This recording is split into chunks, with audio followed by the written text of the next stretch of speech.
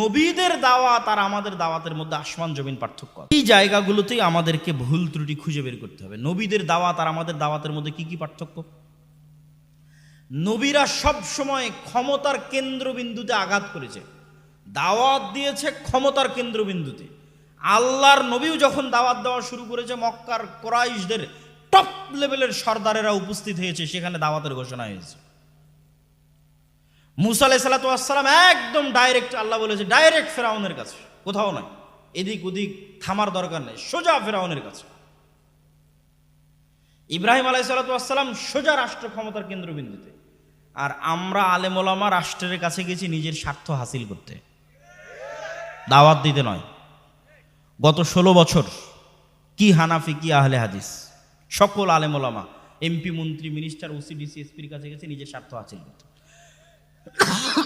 ভাই আমার এই কাজটা করা লাগবে, একটু করে দিন। ভাই আমার এত বড় সংগঠন আছে, এত বড় দল আছে, আমার এটা করার দরকার, একটু করে দিন।